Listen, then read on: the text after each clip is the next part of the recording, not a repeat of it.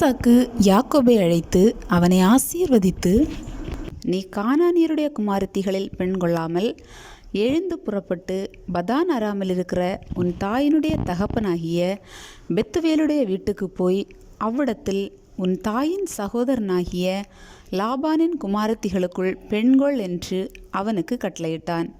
சர்வ வல்லமையுள்ள தேவன் உன்னை ஆசீர்வதித்து நீ பல ஜனக்கூட்டமாகும்படி உன்னை பலுகவும் பெருகவும் பண்ணி, தேவன் ஆபிரகாமுக்கு கொடுத்ததும் நீ பரதேசியாய் தங்குகிறதுமான தேசத்தை நீ சுதந்திரித்து கொள்ளும்படி ஆபிரகாமுக்கு அருளிய ஆசீர்வாதத்தை உனக்கும் உன் சந்ததிக்கும் அருள்வாராக என்று சொல்லி ஈசாக்கு யாக்கோபை அனுப்பிவிட்டான்.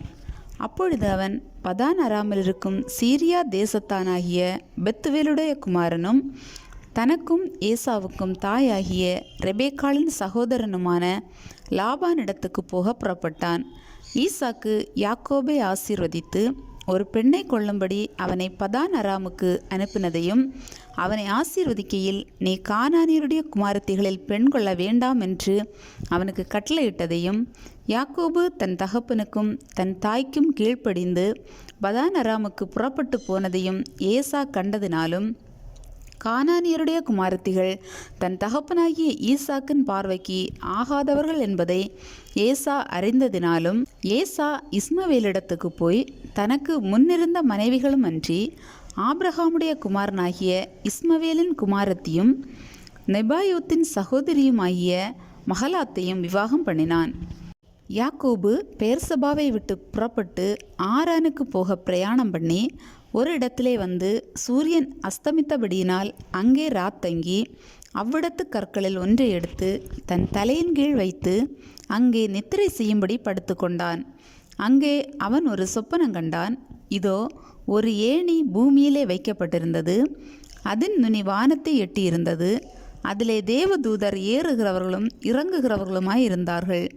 அதற்கு மேலாக கர்த்தர் நின்று, நான் உன் தகப்பனாகிய ஆபிரகாமின் தேவனும் ஈசாக்கின் தேவனுமாகிய கர்த்தர்.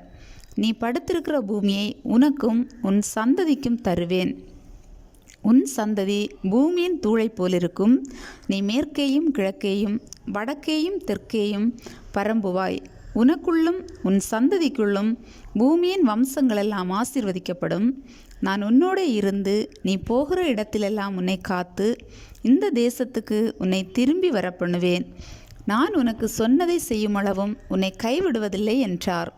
யாக்கோபு நித்திரை தெளிந்து விழித்தபோது, மெய்யாகவே கர்த்தர் இந்த ஸ்தலத்தில் இருக்கிறார், இதை நான் அறியாதிருந்தேன் என்றான். அவன் பயந்து, இந்த ஸ்தலம் எவ்வளவு பயங்கரமாய் இருக்கிறது, இது தேவனுடைய வீடே அல்லாமல் வேறல்ல, இது வானத்தின் வாசல் என்றான். அதிகாலையிலே யாக்கோபு எழுந்து தன் தலையின் கீழ் வைத்திருந்த கல்லை எடுத்து அதை தூணாக நிறுத்தி அதன் மேல் எண்ணெய் வார்த்து அந்த ஸ்தலத்துக்கு பெத்தேல் என்று பெயரிட்டான். அதற்கு முன்னே அவ்வூருக்கு லூஸ் என்னும் பெயர் இருந்தது.